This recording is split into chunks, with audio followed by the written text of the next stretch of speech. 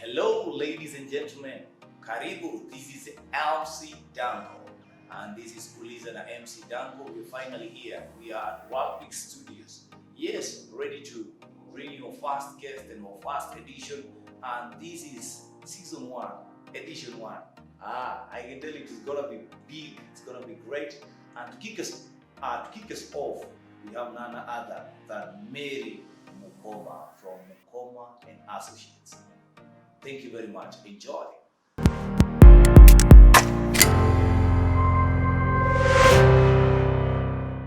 Finally, Mary is here and we're ready to learn from her. She's an advocate of the High Court, lead counsel at MUKOMA and Associates. Let's hear from Mary. Yeah. Hi, Mary. Hello. Mary. Uko poa? Yeah. Who is Mary? Mary MUKOMA. Yes. Mary MUKOMA is an advocate of the High Court of Kenya. So currently I'm the lead counsel at MUKOMA and Associates. I'm a mom, I'm a wife, friend MC DUNCO. Mambo ni mengi. Kabisa. Yeah. Yeah, na hapo mahali umesema you're a mom, you're married, so marriage is not a new thing to you. Yeah. So we would like to know more about marriage. What is marriage? Gava inasema marriage. What is marriage according to the government? According to the law, Yes. marriage is defined as a voluntary union between a man and a woman. Of course, of majority age from 18 years and above, and registered according to the Marriages Act. That union must be registered according to the Marriages Act. Okay. So hii mambo ya boy, chali, dem, history haiko. Huku Kenya history, hii history ya swingine. Haiko in Kenya because you see Article 45 of the Constitution is very clear. Yes. It is very specific. It has to be a man and a woman. So story ya hormone, gay, no.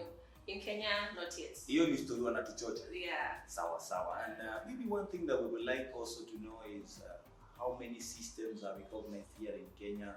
Ni system gani tushasikia kuna watu wanataka kama juzi tumesikia kwa even in our parliament wakisema history ya we recognize mtu mwanaume anaweza wa zaidi ya wawili. Hiyo story yake. How many systems do we have? 5 actually. So there are 5 systems. Kuna ile ya church tunaita Christian marriage, kuna ile ya kwenda kwa AG tunaita civil marriage, then kuna ile ya Islamu, then kuna Hindu, then kuna civil, Christian, Hindu, Islam na customary. Customary ni hii ingine ya cultural. Yes, cultural kulingana na culture yenu. And what you are talking about parliament kusema ina recognize, it is true because now even when you are under a customary marriage, let me clarify, it's still polygamous, but it needs to be registered. You can have as many wives as you want, but each marriage to every wife needs to be registered. So zote zinakuwa recognized. Kwa hivyo hakuna story ya kupotelea ati mtu anataka tu kwetu na bibi pale kama side hustle. Hiyo bibi lazima gavaichwe. Lazima register. Hata kama uko na wives 5 nini lazima register. That was controversial kidogo, but that's it. As in nobody is forcing you to make it monogamous because out of the 5 3 are monogamous. By monogamous I mean lazima wife moja. So Christian, Hindu na civil wife ni moja. Then under Islam you can have as many as 4. Then under customary kulingana na kule umetoka you can have as many as you want. Kwa hivyo kwa Waislamu ukifikisha waine umekafunga. Hakuna zaidi.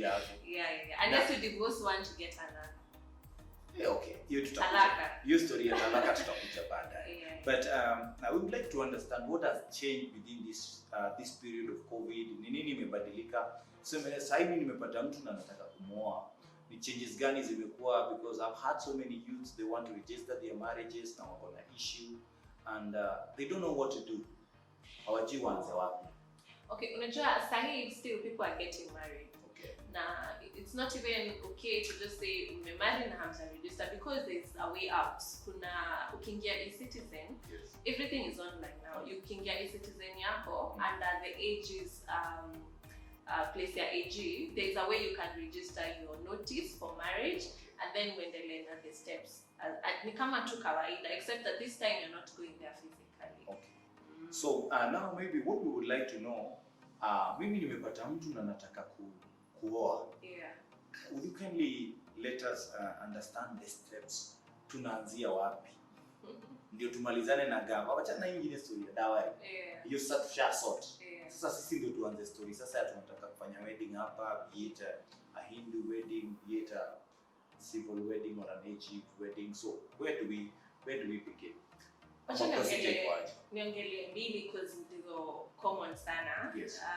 Christian na civil in your context. Yes. Na kuendanga civil na Christian sana. Absolutely. So Christian na civil, you have to do a notice. Okay. Na hii notice lazima ikuwe 3 months before the date of the wedding. Hii notification inakwanga na a form. Kuna form inakwanga kwa AG and you have to fill. And part of the things that you need to fill are your names, both the bachelor and spinster, and then declaration that you're not married. Sababu Christian na civil lazima ukuwe single. And then that lazima declare hamko relatives to the 6th degree. Yani wewe si sister yangu, wewe si bro yangu, wewe si cousin yangu to the 6th degree. Yani unaweza kwa kuzoa mara 6. But 6 kwenda chini haiwezekani. Hiyo inamaanisha gava yetu hata historia incest hawataki. Wanataka tu kama ukuweni msafi kama mama. Wewe si wa auntie yako, cousin yako. Though tumezisikia by the way. Tumezisikia but it's not allowed in law. Actually, tuko chini unaweza niuliza how unaweza annul marriage kama umefind out when it's relative ya mwenzako. So it's not allowed in law. Sawa. And then what else was I saying?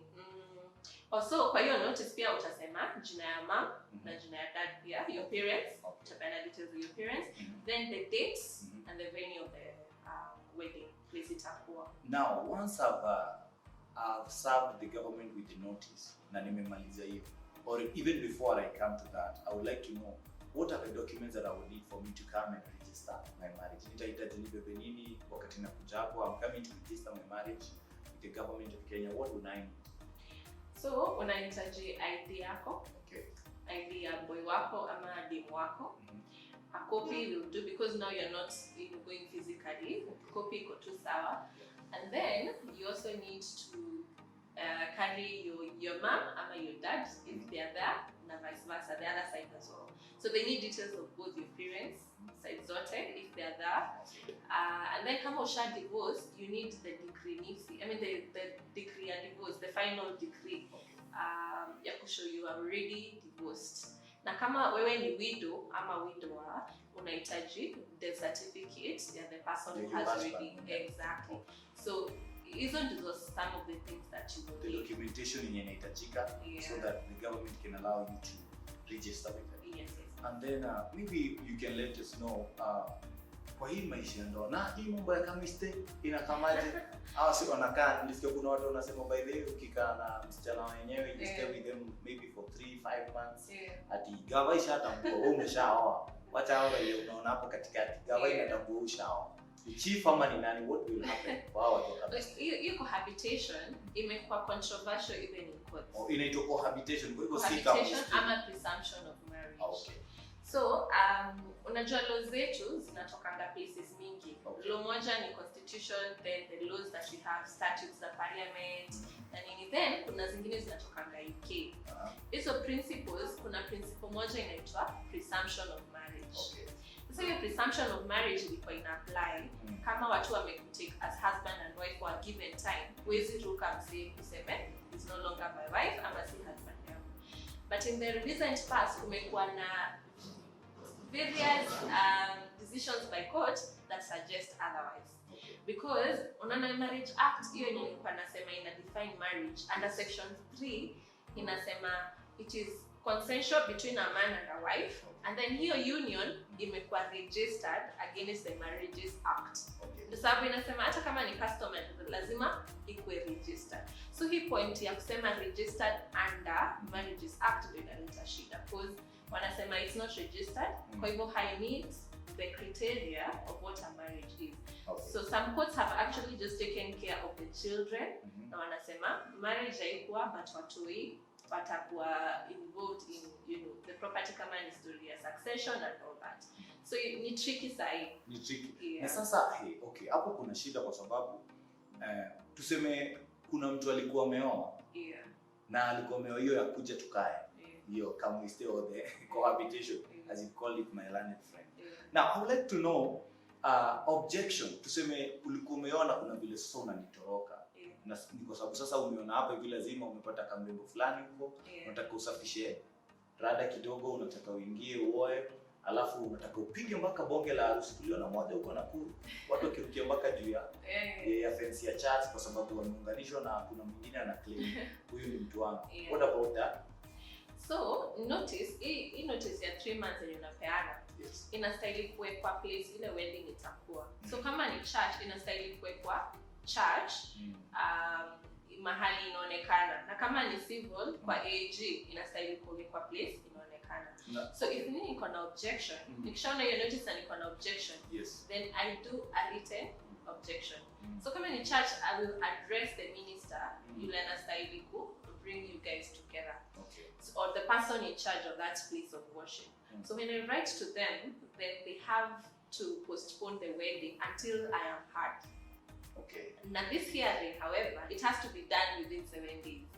And then within these 7 days, we are minister to listen na hiyo story kulingana na the rules and regulations of their church. Then atatengeneza report. Hiyo report itasaviwa and all the parties involved. And then pia hiyo report itapeanwa a copy to the registrar. So kwa hivyo uamuzi hapa hauko kwenye kwanza. Isuluhishwe huku chini. You can deal it with the pastor, the minister, or the Kathy, ule mwenye anafanya hiyo shughuli yote ya kuunganisha. So huyo minister ndiye atasema by the way kitu ina hold water ama hai hold water. Ni uzushi tu. So akishasema hivyo amesema. So the only point you can appeal ni kwenda court after minister shall make decision. That's why siku hizi unasikia church hawapati mtu ati point ya who has anything against this couple, because wanasema if you had anything to say come 7 days earlier. Na sasa hiyo ni sawa 7 days earlier, lakini kuna vile notice inaweza kuiko hand mahali wewe haujui, hujawahi sikia. How do you guys handle such? Or do you assume that Julian iko pale kwa AG? Kuna mtu kaji kwa AG ni wapi by the way? Sasa hiyo si ni loss yako. Unajua siku hizi wako very strict. You know, so unless you can prove that this person was married. Ndio nasema insist on having your marriages registered. So that if you have that certificate, you can annul that marriage because unaweza prove huyo mzee alikuwa shaoa. Unaona? But kelele siku hizi haileti kelele ya kusumbua ukuje utapiga kelele and then twende ile room to marry na twende zetu. Alafu sisi watu wakapilao tukagonge pande ile. DUNCO achachishe mogidi shike alafu ndio. So that's the procedure. Sawa. Now then we would like also to know how many certificates within ngapi. I can't remember well, but I think when I was getting married we had 2 certificates if I'm not wrong. Squeeze naona ziko kadhaa. Ni 3 actually. Hata time yako iko shows zilikuwa 3. Zilikuwa 3. Lazima zilikuwa 3. Miaka 7 sio kidogo, so you can tell us. Congratulations. 7 years. Sisi tuko tu nyuma huko na 3 hivi. Pambaneni na haya. So there are 3 certificates. One unaenda nayo. Hiyo ndio watu upigwa picha yake kasi juu. Hii wanakujanga hapo wanaweka huko. Sijui kwa suiti. Then the second one ni ile unaachana minister. Then the third one inaenda kwa registrar. So ya kwanza inaenda wapi? Moja unabaki nayo. Unapewa hiyo ndio tunaweka hapa kwa koti, wengine ile unaifeel. Penye unataka. And second ni ile inabaki na church. That inaenda kwa registrar. Are there special licenses zenye zinapatiana? Maybe tuseme kuna mtu labda ashafanya hiyo registration na kila kitu. Before we get into so much detail, kuna watu wanataka kufanya wedding kwa gardens, kuna watu wanataka kufanya weddings kwa church. So are there special licenses issued? There are. Zinakwanga in 2 scenarios. One, if one of you guys is a foreigner, ama both of you are foreigners, then you will get a special license for that wedding or that marriage. Then second, if mnafanya wedding in a non-gazetted area, unajua churches mingi zimepata license ya hii maneno ya wedding and all. But kama unafanya wedding kwa garden ama kwa hoteli ama place too unique, then in that case you need a special license because hiyo si gazetted area. Sasa kitu kingine nikitaka tu kujua, kuna watu wetu, mtu alienda Dubai, achana na hii Dubai hapo. Kuna watu wanatoka hapo wanaenda Dubai. Dubai. Wanataka Dubai. Sasa kuna watu watoka hapo mtu kwa Dubai, amepatana na mpenzi yuko. Anaona history hizi ngojea. Yeah, foreign marriages I think iko connect here lakini kwa sababu kuna mtu labda yuko huko na ameenda akaoa, kuna msichana ameenda akaolewa pengine na Mkenya, kwenda si Mkenya ameolewa na mzungu huko. Government, how does the government treat that? So, foreign marriages are recognized in Kenya. Lakini catch ni lazima you demonstrate that marriage or that wedding was conducted in accordance with the laws or the procedure in your country. So kama ulienda dupes na umefanya wedding dupes, lazima uonyeshe ulifollow rules za Emirates so that it is registered, I mean recognized in Kenya. If you want it registered here in Kenya, you can still insist to have it registered in Kenya. Here you are allowed. So that you are registered in dupes and bado uko registered in Kenya. So ukiwa umeolewa Dubai na serikali ya Dubai inatambua kwamba uliolewa na mtu fulani, bora ni mwanamume na wewe ni mwanamke. Alafu you come here in Kenya. You don't need to register or it is your choice to do so. Yeah, apart from registering, ku-recognize yenyewe, it is given as long as you follow the laws za hiyo dupes ama whatever it is. Kama umefuata sheria za hiyo nchi, you follow the laws of that country to the letter. So itakuwa tuko sawa. Uko recognized. And that's also for marriages zenye tumefanya in embassies ama high commission. Unajua kama sasa tukichukuana and then tuende high commission ya Britain. I mean British high commission. Unaona sasa that's not in Kenya. Hiyo ni Britain kind of kaka Britain kadogo. So even then it still depends on the laws of Britain. So hiyo tu, lakini kama unataka beyond recognition, kama unataka registration, hiyo ni up to you. Hiyo ni sawa. Basi na history ya customary marriage, ni nini inaandamana na ni nini tunafaa tufanye, ni nini hatufai kufanya? What does it entail? Customary marriage like depends na customs zenu. When you train a sound customary. Yes. Ina depend na culture. Ina sound kama customer. Ina depend na culture yenu. Na sasa when you're marrying from the same culture, it's easy. You just follow that culture. But if you're marrying from different cultures, then you choose which culture to go with. Most of the time, they follow the chick. But as I said, even when it's customary, you need to remember it's polygamous. Yes. So you be prepared unaweza kuwa wengi in future. And then second, lazima hiyo kitu ikuwe registered bado. Kwa hivyo unaambia mtazamaji, wewe kama unapiga ka customary hapa wewe jitayarishe.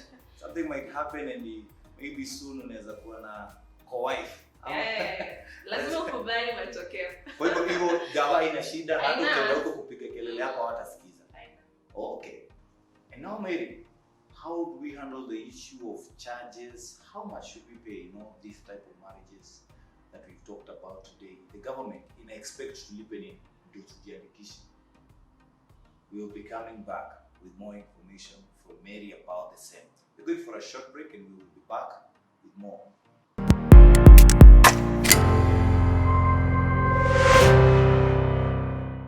Alright guys, remember we are here inside WALTPIX Studios.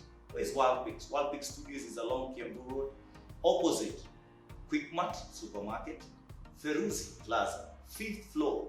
You can be sure they're more than ready for your portrait. If you want an outdoor shoot, or if you're looking for a place where you can come for your baby bump, you are having a wedding very soon. I can tell you and I can assure you that WALTPIX is your wallet. These are the guys that you're looking for. Tafadhali fika hapa, wapigie simu. Thank you.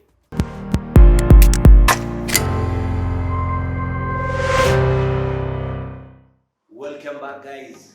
Yeah, you're right there. This is Uliza MC DUNCO and this is MC DUNCO. And today we have Mary. Yeah, as we had told you earlier, and you can be sure we are learning so much, and we have just reached at this point where we are going to learn how much does our government charge for the marriage registration. Mary, ulikuwa umesema ni ngapi? So niko na Kenya hapa. We'll just check because there are many figures. That's okay. So for civil marriages, and that's for Kenyans, 3,900. Civil marriage. Civil marriage. So kama unataka kwenda kwa AG and both of you are Kenyans, 3,900. Okay, 3,900. Yes. What if you are not a Kenyan na wewe si Mkenya? Hii 3,900 tunaongeza nini? So hiyo nisema ni special license. Because remember we said if you're a foreigner or both of you are foreigners, Okay. then you're talking about a special license. Okay. A special license is more expensive than hii yetu ya kawa.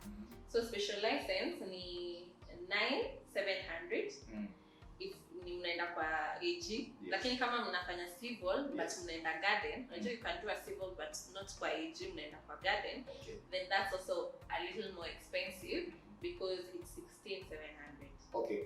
Does it apply to the people, maybe both of them are foreigners and they're getting married in Kenya? You said it's time? So kama ni both ni foreigners ama one of you is a foreigner, you're in special 9,700. So it apply for both. Come on, both of you are or one of you is? Yes. Okay, sawa. Then kama ni Christian wedding na mnafanya church, inakuanga very cheap. It's not cheap. Oh, sorry, Very affordable. affordable. Very affordable. Not very cheap. I should choose my vocabulary. Yes. It is 1,400. Elfu? Elfu moja. Elfu moja mia. Hiyo tu na tumemaliza. Tumemaliza. Wacha tuwe kwa church. And then lakini kama mnataka kwenda garden. Yes. Hiyo sasa ni special. Tumeamua kuchocha, sisi tunaoa kwa shamba huko. Garden ndio shamba. Si shamba, hata vocabulary yako inaonyesha kama yangu. Garden ni mahali pameandaliwa, mandhari safi. Yes, hiyo ni 7K 200. 7K from 1.5 to 7. 1.4 to 7. Yeah, 7,200. So hiyo ni special, just gazetted in. But does it apply tumeunganishiwa kwa church and now we are going for the reception in that garden? Hiyo sasa unacheza tu kadi yako vizuri, unasema ni church wedding.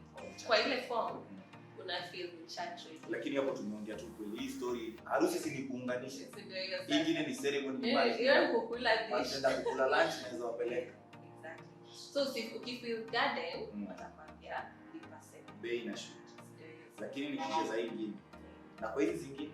So then kuna Christian, nimeshasema Christian, place of worship na nje. Then finally kuna ile customary wedding. Ile customary marriage ni different kwa sababu you're not registering hiyo siku unafanya hiyo customary wedding. Una register within 3 months. 3 months. So after umefanya rasho whatever else you need to do according to your customs, and within 3 months una register. Hiyo ni 3,400. Kwa hivyo inamaanisha kama nitaoa August, nafaa by kitu mwezi wa 5 niko sure about some things. Nisha apply na nishalipia. Customary ni after. Unaona unlike Christian na civil, yenye unafanya notice before. Unajua most of the time na Hindu pia. Most of the time unapeana notice before so that if you're already married, you will know. Yes. Unaona customary that's no longer it's an not issue. An issue. Hata kama uko na wives wengi, it's no longer an issue. So there is no notification before. Hiyo sasa ni after. After usha marry, within 3 months unapeleka una apply na register. So kile unatafuta hapo ni marriage certificate. Hapo kwa certificate. By the way, there is a guy who is asking me, anauliza historia tukienda kwa IG na kuna mtu ukienda kwa church tunapeana certificate tatu. Kwa IG hii certificate zinakuwa mbili. Kwa AG, so not IG. Kwa AG. Hii certificate ya tatu inaenda kwa wapi? tutafanya research unless huyo because sababu unajua kwa AG kuna a lot of councils. Okay. So maybe every council akona register yake. So moja inaenda kwa register hii kubwa, then mimi niko na kangu, moja mnaenda nayo, but tutafanya research hivyo. Huyu jamaa anaitwa ELKANA, hiyo story tutachunguza. Maybe next time if we invite Mary hapo ndio tutaanza. Tutakuwa na answer. Atatuambia inaenda wapi kwa sababu hiyo council tunataka tujue si huyu council anaweza kuwa na nyingi sana hapo sasa. Yeah, so but as we continue, we would like to understand it's not all about marriage only. We like what would happen if we get into a level where we are going to have a divorce between two parties. What will come and they're feeling that we are not we are not good for one another, and we want to nullify our marriage. Tunaanza wapi? I know you don't have to explain, but let us know. So divorce, kuna divorce then kuna annulment. So swali ni divorce, no? We can begin from the annulment and then we come to the divorce. So annulment ni kusema hii marriage ilikuwa void. From the very beginning hii wedding haikuwa valid. So kuna grounds. Ni mingi but some of them are one, let me say aliwa bring together, say a minister, hakuwa licensed. Okay. So that marriage becomes null and void. Kwa hivyo sasa tusitafute mtu. Usitafute tu kapasi. Pasi fulani huko amwambie mimi harusi nimeshikanisha nyingi. Na mjui. Alafu akuje apige sahihi hapo. Yeah. So ukifind out your mse hakuwa licensed. Your wedding haiku happen, yani it is null and void. Yeah, you can annul, but you need to go to court and annul it. Then second, if it's a Christian marriage, Hindu, or a civil marriage, now if say alikuwa married, yes, because of the nature of these three kinds of marriages, it has to be monogamous. Yes. Then if you prove that they were already married, yes, then it can be annulled. Okay. Then that, mdema alikuwa pregnant, na akiolewa na boss yako. Najua kuna watu wako kwa mtandao wanaingoja. Hapo umesema alikuwa pregnant na boss yako. Alikuwa nini? Okay, alikuwa ako pregnant na boss sio yako. But yes, hapo kwa you did not know. Hata kama unajua na uko sawa haina shida, but if you did not know. Na kama nilikuwa najua, alafu baadaye ndio nataka kujifanya sijui. You can't annul.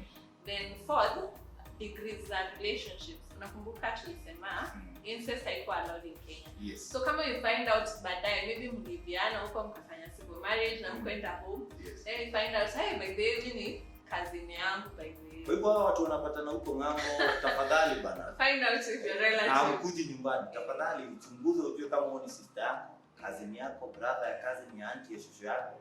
Lakini tumesema ni up to 6 yeah. 6 to what? So kuzo, so brother ni first, cousin second, cousin ya cousin third, hivyo yani mpaka 6. Mpaka kwa grand. Kuna wale marela wa mbali kabisa au iko tu sawa. Hiyo ikisonga tunasonga. Unasonga kienda. Okay. Then another thing for annulment is if you never consummated that marriage. Then yes, I'm saying have sex tambu, marry. You sasa you've never consummated that marriage for a given time.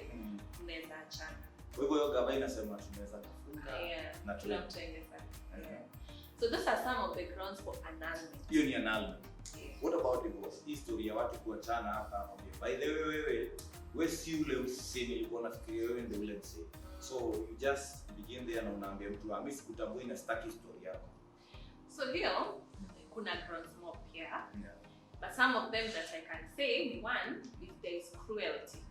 Na hii cruelty inaweza kuwa mental, yes, ama physical. So kama msee anakuchapa physically, hiyo ni cruelty. Lakini pia kama kuna mtu anakubring down all the time, okay, mpaka unapata depression, suicidal thoughts and stuff, hiyo pia ni cruelty. Okay. Na hiyo it can be a ground.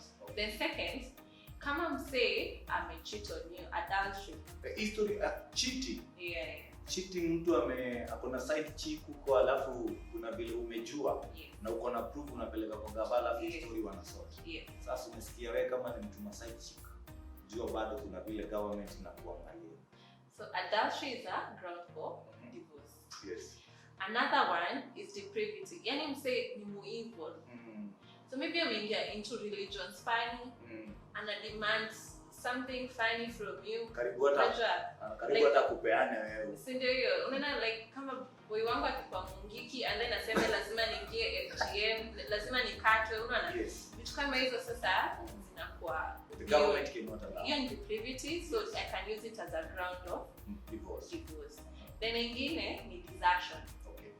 Ukitoka uende for 3 years plus. Miaka 3 kusonga. Yeah, hiyo ni desertion. Kwa hivyo watu wana travel maybe, okay, today guys might think that I'm so much into guys who are traveling, but umewacha bibi yako, umeenda miaka 3, miaka 6. Alafu sasa wewe kuna majukumu unajua, and then una expect mtu bado anakuwa. Sema conjugal rights. Conjugal rights, hapo ndio tuko maybe. So hiyo government inasema wewe uacha kuita huyu mtu wako. Desertion 3 years and above inaweza kuwa ground. Sasa imedevelop with time ikakuwa desertion si lazima ikuwe physical, inaweza kuwa pia emotional. Uko kwa nyumba but uniongeleshi, as in you're not giving me conjugal rights, you don't care about my emotional well-being. Hiyo ni desertion pia, as in uko life yako na mimi niko life yangu. And then finally kuna ile ya breakdown ya marriage, ime breakdown, there's no way hatushikani, hatuelewani, our marriage is beyond watu wezi survive.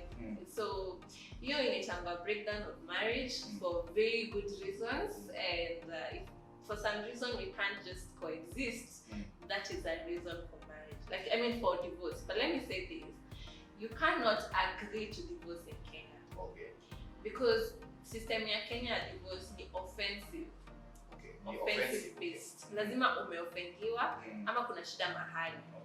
Kuna countries zinakubali tuseme by the leo, let's call it quits. Tumechoka. Usemi naona haiwezi kabisa. Exactly. So, but in Kenya lazima ukwe amwezi atikubaliana tuende to divorce. These are the grounds that you must prove in court, and kuna zingine zenye apply here useme these are the grounds for divorce, I'm done. So na historia unaweza pata watu walikuwa wameona hii divorce, wanaanza process and then getting to some extent wana feel okay, at this extent we are feeling that sisi tumeona tunaweza endelea, wanaweza rudi huko tu kwa AG alafu waseme sisi tunataka kuendelea, ama what's the process wanaweza anza wakifika mahali one by the way sisi tuko na mchezo history inaweza. So kenda court and then apply for divorce. Kuna divorce ya kwanza mtu court haipeanangi final decree from the WANGECI. Kwanza wanakupa kitu tunaita decree nisi. Hii decree nisi it's temporal. Decree nisi? Yeah. Hii decree nisi is temporal for you to think. Ukae chini ujite kwa mkutano. Wanaweza kupa 3 months. Hiyo ndio the first order you get. Then after or whatever period they give you. Then after that they give you the final decree. Okay. So hiyo decree ina take time. Say ati unaenda leo divorce no shapewa the final. So because the government lives in the family union. Okay. So hawana haraka ya kuwa separate. So it's okay. Let's just like any other civil matter, you can always change your mind. Okay, thank you. Lakini ulipe wakili kwanza. Watu wanatukosea baby. Unaenda court then kesho wanaongea then you are the enemy. Okay. Sawa. So they pay your fees first and then you change their mind later. Wanabadilisha walipe fee kwanza, sisi tukianza alafu sasa mnasikia nyinyi wenyewe mnaanza process alafu mnaambia wakili history tukimaliza kusort. So we just believe that you're going to follow that, and we want to appreciate and we want to say a very big thank you to you, Mary. Nasema asante sana. Thank you for coming to this show and being our first guest. You can tell that this was a great gesture from Mary. Nasema ni asante. Karibu. Show ni kubwa na tunashukuru sana. Kumuuliza maswali hapa na umeyajibu na tunafurahi sana. It was a pleasure hosting you. Asante sana. This is your show, Uliza MC DUNCO. God bless you. See you next time.